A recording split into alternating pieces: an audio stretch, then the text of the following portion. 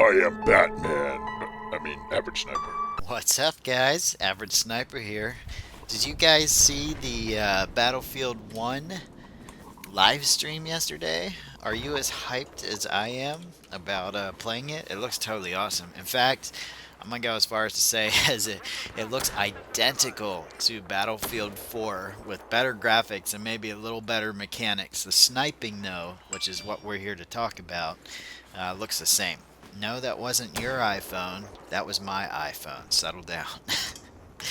um, if you guys haven't seen the sniper gameplay yet, because during the live stream they kind of switched on and off the players a little too much, in my opinion. It was kind of hard to get a feel for the different weapons, and maybe that's what they wanted to do. Maybe they wanted to keep you guessing. But if you guys know who Jack Frags is, he's a very popular YouTuber that does Battlefield and other games. He's got a 5-minute. He's one of the guys that got to go to LA, I believe it was LA, and play Battlefield 1 over the weekend. And he has 5 minutes of sniping footage, which is pretty epic.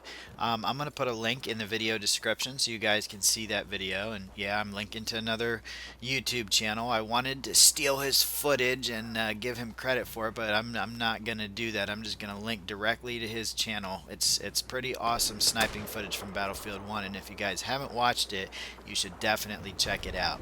And after you've seen it, then come back and leave your opinion on what you think about it, because my opinion is the sniping in Battlefield 1 looks at first glance almost identical to the sniping in Battlefield 4. Now, of course, in Battlefield 4, if you switch between hardcore mode and regular mode, which in this video I will show you two different ways to play.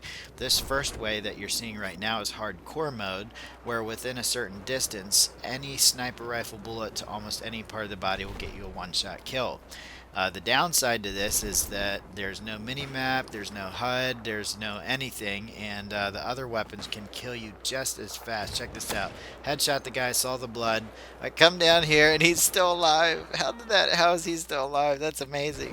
My bullet must have hit a rock or something, but it looked like it registered and blood came out of the guy's head. But anyway, back to the Battlefield 1 sniping. I watched that video from Jack Frags about sniping several times, and it looks like the sniper rifle that was in use was getting not one-shot kills to the body, but it looks like it was getting one-shot head kills, which is exactly the same as sniping in Battlefield 4 is right now in regular core. Hopefully we'll have the option to play core and hardcore in Battlefield 1. I enjoy switching between the two depending on what type of mood I'm in.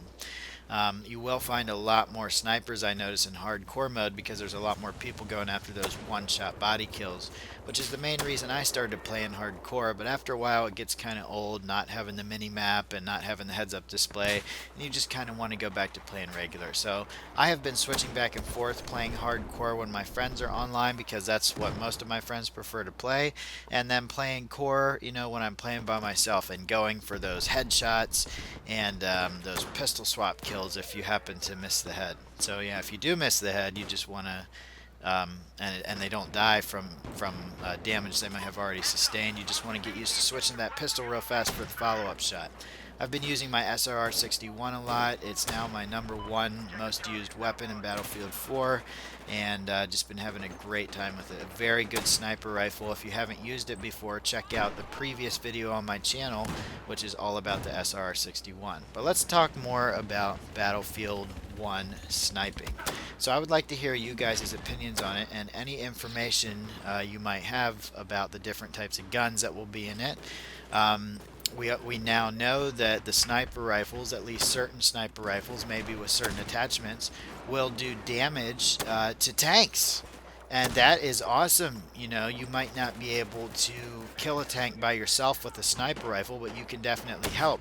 And you can probably, if the tank's damaged really hard, you might be able to get that vehicle destroyed and get the kills from the guys in the tank by putting the last bit of damage into it. Also, the tanks can be damaged dynamically, which means if you shoot at the tracks on the tank, basically the wheels, the tracks, you might be able to take out the tracks and temporarily disable the vehicle, which is awesome. Just totally awesome. And once you watch that sniping footage from Jack Frags, I think you'll be even more hyped about the sniping in Battlefield 1, because you can see he's a very aggressive sniper. You know, he's going for the headshots, and when he misses the headshots, he pulls out the pistol and finishes them off. And very exciting, because I love the sniping in Battlefield 4 and Battlefield Hardline for sure. And I'm very excited, you know, to see the little differences they put in, maybe major differences, because this gameplay is from the pre-alpha, which means who knows how much it could change in the days to come.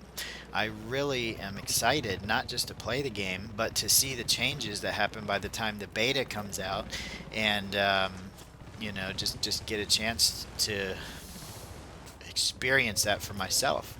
I wish I was could have been one of the people that got to go and play the game early, but I am not bitching about that. I am just happy that I got to see it. It was so awesome. That's another thing about core versus hardcore. I like to see the hit markers to know when I've hit them, to know the damage I've done. And speaking of damage, it looks like in Battlefield 1, when you shoot somebody and you don't kill them, it will tell you the amount of damage you've done, so you know how much more damage you have to do. I think that's going to be awesome, because it's important to understand how much more damage you have to do. If you're not sure exactly where you hit them on their body, you don't know if they have 80 health left or 5 health left. That's the difference between life and death right there. When you take your next shot. Of course, I think you should always go for the head, but let's be honest, sometimes you're in fast situations where you just got to shoot at whatever part of the body you can see just to get that shot off. So I'm seeing a lot of features in Battlefield 1 that look like they're going to be exciting. I'm not going to be able to cover them all in this one video, but I will be talking more about it as the release date gets closer, as new information comes out, so on and so forth. I think it's just going to be awesome. You know, I'm a firm believer in the one-shot chest kill up to a certain distance, but even if they don't put that in, even at close range, I'm not going to be that disappointed, because I'm just going to be happy to have a new game to play. You know, Battlefield 4 has been out for almost 3 years now. Battlefield Hardline has been out for over a year. It came out March 17th of 2015, I believe, and it's just been a fun ride. So I want to know you guys' opinions, especially on the customization side, because they said there's not going to be as much customization in Battlefield 1 as there is in Battlefield 4. So let me know you guys' thoughts. Thanks for watching. I'll have more info for you guys later, and I'll see you next time. Later, guys.